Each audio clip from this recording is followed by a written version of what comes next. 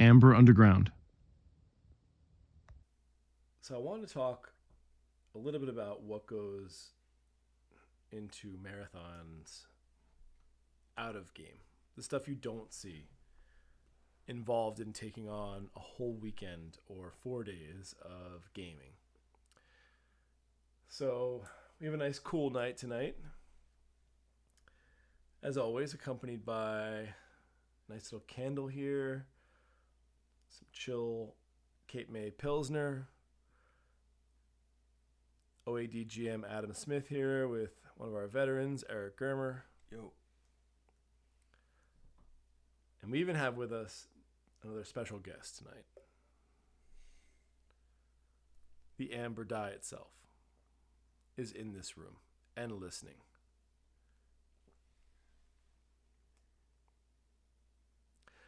So when it comes to marathons, one of the things you don't see on the Paizo blog, one of the things we have a tough time getting across to the community and getting across in our seminars especially, is what it takes to actually pull these things off out of game. So we build up to them for months in advance, and we plan for these, and it takes, you might have as many as 8 or 10 order members involved in something where in the case of, say, our most recent project, which I'm going to use as an example, we're going to walk you through the last 6 marathons we've had, the 6 big ones of Aslan, what it took to pull off an entire adventure path. And we started out with one of the ones that was logistically the most difficult we've ever tried to pull off, which is exactly what I was talking about, an 8 to 10 person marathon, but it was also on location. We knew that the adventure path started out on a beach with a colony. We were like, let's go for this thing. We've never done it. We haven't known any other group that's gone this remote on location.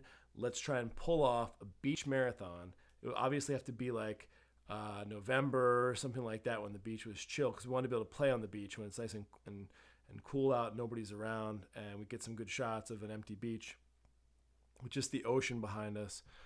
And so we ended up finding a place on Long Beach Island. We are in New Jersey here, so it's pretty easy to find a beautiful beach house. And the shore is just is its own world over here. So beautiful beach house. We picked it out, contacted the order.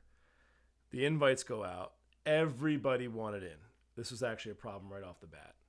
Was how do we schedule? It was like, can I get a live NPC? Hey, can I get, and we have a core 4, right? We have the 4 iconics, what we call the core 4, the varsity 4. Those are all the 4 iconics you see on the blog. But then we also have live NPCs that feature throughout the weekend. And so we were trying to figure out how to fit in all these live NPCs. And we ended up just having a beach house full of 10 people. I think it was was it more than that? At one point, it was like 11 or something one night. It was crazy. It was a lot of people. But it was a lot of people. And it turned into like a massive party pretty much for days. And like 2 days in, 3 days in, you're like, yeah, we're still playing. And it was incredible. I got to say, that's something I really want to go back and do. We played on the deck. You had the waves constantly. You had this incredible sun every single day. It was just really surreal. I mean, the location superseded the adventure, I think, in some parts, right? Yeah.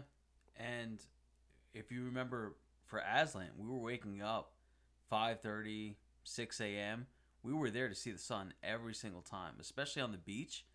That's definitely a sight to behold. You hear the waves crashing, the wind gusting. It's unlike everything we've ever experienced before. Yeah, that's true. Actually, with Aslan, we did set a precedent. We were like, all right, we're going to, as opposed to all our other projects, like we're going to have to see the sunlight come up every day. Like if you were playing this beach path, you'd want to make sure you saw the sun. That would be like something that was constantly present for your characters, would be that sun every single day. So we were up at 5:30 or 6, pretty much it was the entire adventure path. We shot every sunlight. Every sunrise, Every time. So yeah, We hated it, especially when we had to stay up late, but we made sure that it happened every time. And that marathon ended with a really cool walk on the beach where we had played the entire adventure. We actually finished a little bit early. I want to say, for us, this is rare, by the way. a few hours early because it was a first level adventure. So we finished a few hours early.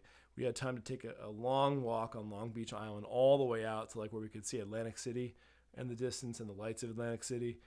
And it was beautiful. And the order, I think, really bonded that weekend enough to where we were able to overcome what was to happen, which was Marathon 2. And Marathon 2 was arguably one of the toughest marathons we've ever faced in the order. I'm going to divert from some detail, but we are going to provide some. And it's definitely, it was not a happy marathon, I would say, all the way through, in that the adventure was fantastic. We have no complaints about Robert Brooks and the adventure and the way it played out. We had some great moments, but out of game, a lot of things can happen. You agree to come together for 4 days. You're going to play this adventure. Well, one of our guys showed up sick, and he was pretty sick. Another player showed up sick, and he was pretty sick. 2 others were like, I'm not feeling too good. This is on the first day. By day 3 of Little Sleep, 3 of us had been to urgent care. I remember Eric here, he comes back from urgent care.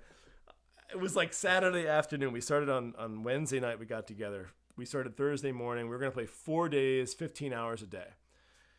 We had to make sure this adventure was done. All the data was reported. We had contacted the authors in Paizo and got everything back, and then everybody was able to leave by Monday. So we were on a tight schedule, and Eric comes in here like on Saturday, afternoon or something with a bag. It looks like a small suitcase, but it's technically a bag, a brown paper bag, which is, it could have had 2 6-packs in it, and I wouldn't have been surprised. But instead, it was actually drugs. Stacked all the way to the top of the bag, on top of the neck, almost like, oh, you brought drugs for the whole group. Thank you, man. Because like we had that many sick people. I thought he had just gone out and like gotten us all a bunch of drugs. Everybody was sick at that point, and I think I was I'm the only person who didn't get sick that marathon. I don't know how because that was crazy, but everybody else was. I was just waiting my time. I think I made my fort save there. It must have been a good fort save, but by Saturday night, one of us was in the hospital. And it was not, this was a trying marathon. It was not something we'd ever want to repeat. And yet, at the same time, this is Order the Amber Die. This is the most hardcore professional role-playing group you will find in the history of tabletop gaming. And it has been proven time and time again. And when I say that a trip to the hospital is not the worst thing that's ever happened to us in a marathon, I hope that is more evident. And we're not going to go into that now, but it is not the worst thing that's ever happened. So when that did happen, the person who went to the hospital just simply either takes their dice and their cell phone, or they hand over their character, and we play on. And that's how we've been here, and that's what separates us. And that's how we've stayed where we're at in the industry. And it's in the end, to us, the game is what brought us together. The game will not be the first thing we sacrifice in order to keep it all going. Our story is larger than that. Our membership is larger than that. And we played through Marathon 2. Marathon 3, another challenge. Marathon 3 was a great marathon. It was awesome.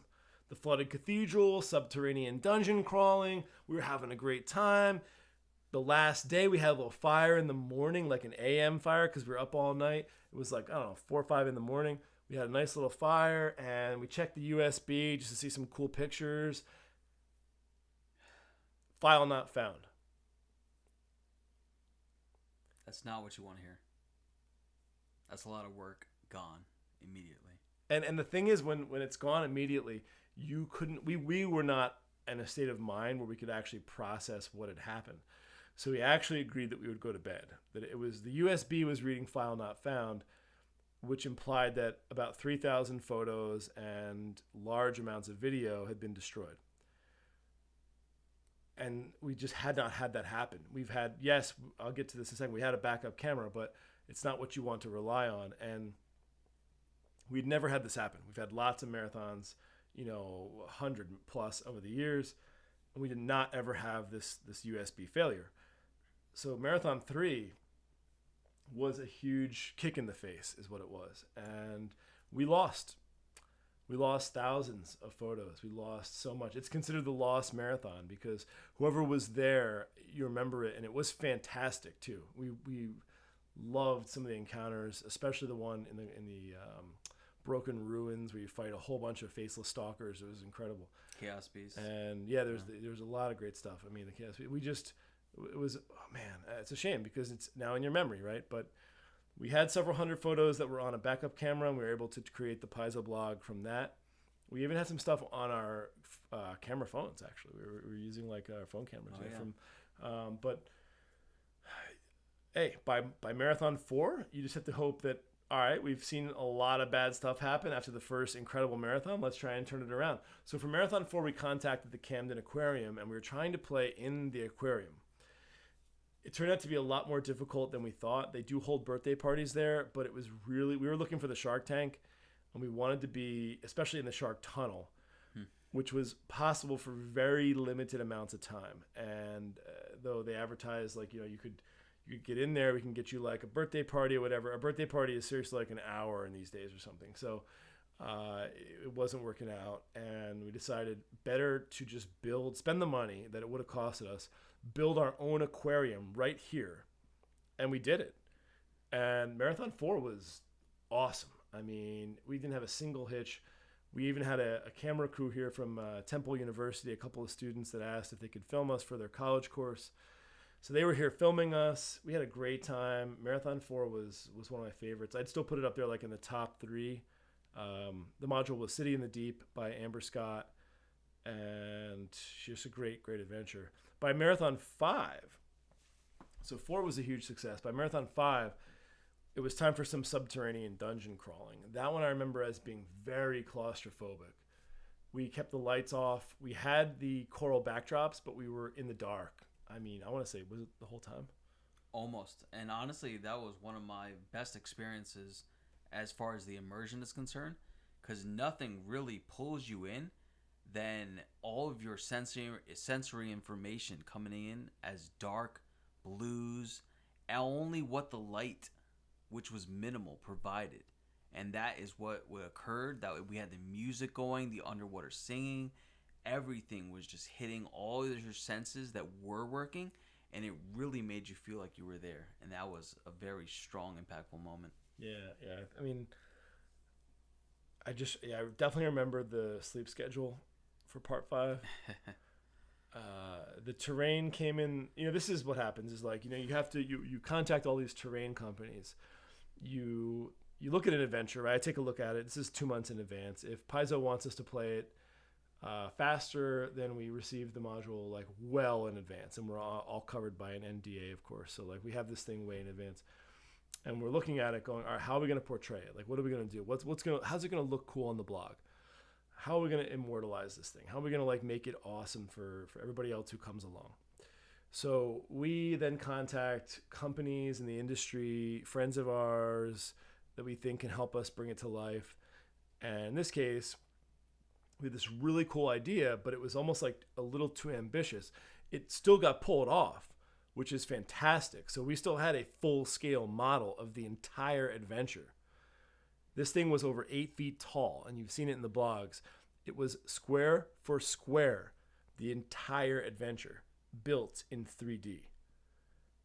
That's, like, we've never even had anything like that since or before. So I think that's the best part about all of it. However, it required, because it was so much work on everybody, including our partners that built it.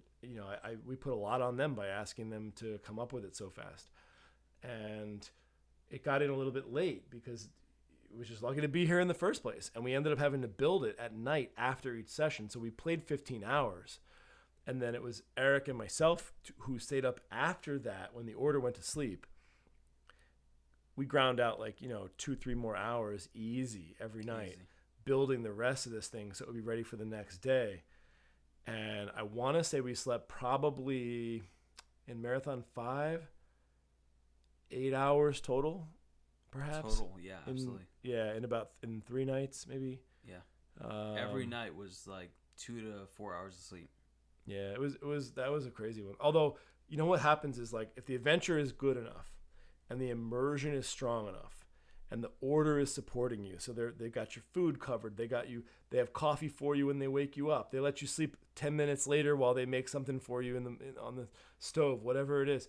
The order will catch you where they can, and they can sense that. And that's also a big part of what Sean Linville as our Castellan does and Matt Harden as our player captain is they look out for people like that where they kind of see what's going on in the marathon and they know that two of our members are up late building this crazy setup, and so we've got to make sure we try to at least give our GM like an extra 10 minutes of sleep or something like that, even if it's, I know that seems minuscule, but every minute counts. And we managed to pull it off.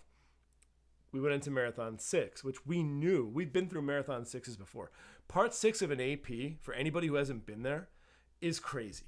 Okay, first of all, what is it, 15% of all groups get there.